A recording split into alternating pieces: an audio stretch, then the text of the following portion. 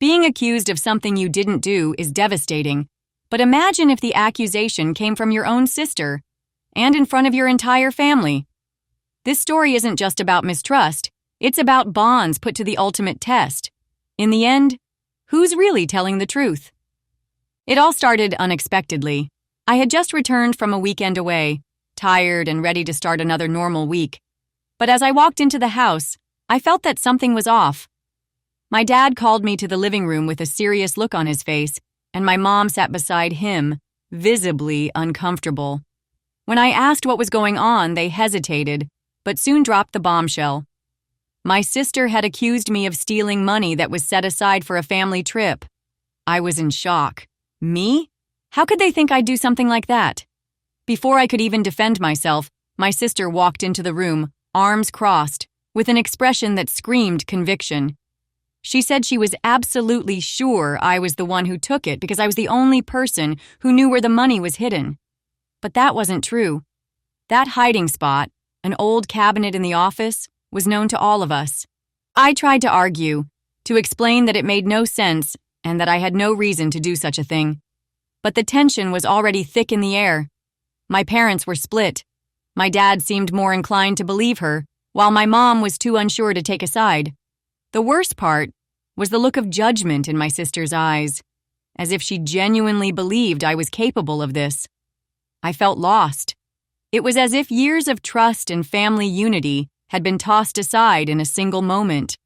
And the worst part? I had no idea how to prove my innocence. After that accusation, everything changed. It wasn't just the tension between me and my sister, it was like the whole dynamic of the family had been flipped upside down. My dad started acting distant, avoiding direct conversations with me, while my mom tried to keep things normal but couldn't hide the worry in her face. It was painful to realize that, even without proof, part of my family was beginning to doubt me. The days that followed were pure hell. Every family meal was a silent battlefield, with judgmental looks from my sister and awkward silence from everyone else. I felt like a stranger in my own home. Anytime I tried to change the subject or shift focus away from the missing money, someone inevitably brought it up again, as if it was the only thing that mattered. What hurt the most was how quickly the trust we had as a family was unraveling. I grew up believing we could overcome anything together, but now it felt like that belief was just an illusion. My sister's accusation placed me in a position where I had to defend myself without any concrete way to prove my innocence. I felt powerless. Sometimes, I found myself questioning things.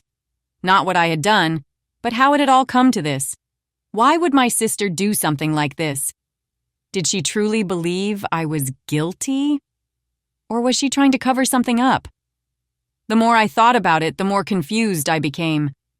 And as I wrestled with all these questions, I realized the person I needed to confront was my sister herself.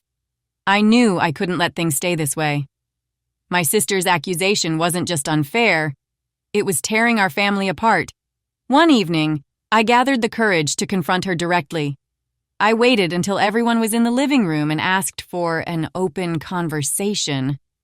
My mom tried to stop me, saying there was already too much tension, but I insisted. "We need to sort this out now," I said, my heart pounding. My sister looked visibly uncomfortable, but didn't back down. She kept her defensive stance and reiterated her certainty that I was guilty. "You're the only one who knew where the money was," she said again, with unwavering conviction. This time, I didn't let it slide. "And how can you be so sure? Everyone in the family knew about that spot. You knew too." My response caught her off guard, but she quickly tried to deflect, saying I was always closer to that cabinet where the money was kept. Then, something strange happened.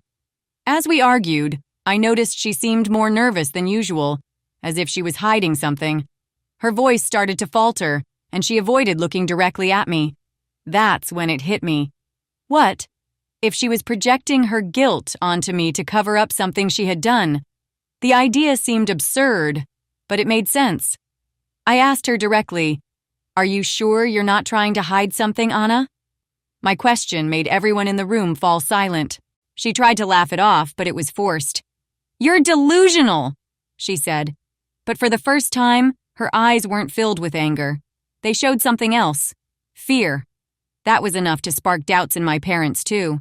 My dad, who had seemed to side with her until now, asked, "Anna, is there something you're not telling us?" The room grew heavy with tension. It was as if the weight of her accusation was finally pressing down on her. She didn't respond. She sat in silence for what felt like an eternity, looking down and avoiding our eyes. In that moment, I knew the truth was closer than ever. After that unbearable silence, my sister finally looked up, her eyes filled with tears. "I didn't want this to go this far," she said, her voice trembling. The confusion in the room was palpable. My mom stepped forward, concerned, while my dad sat motionless, visibly shaken. "Anna, what's going on?" he asked firmly but with concern. She took a deep breath and started talking. "I needed the money. I didn't know what else to do. I thought no one would notice, and when they did, I panicked. It was easier to blame him." She turned to look at me, and I was too shocked to respond. My own sister had accused me unjustly to cover something she had done. My mom immediately tried to comfort her, but my dad wasn't as quick to forgive. He crossed his arms and asked, "Why, Anna? What did you need the money for?" She hesitated again, but eventually confessed that she was in debt, something none of us knew. She explained that she had made impulsive purchases with her credit card and was trying to pay off the bills before anyone found out.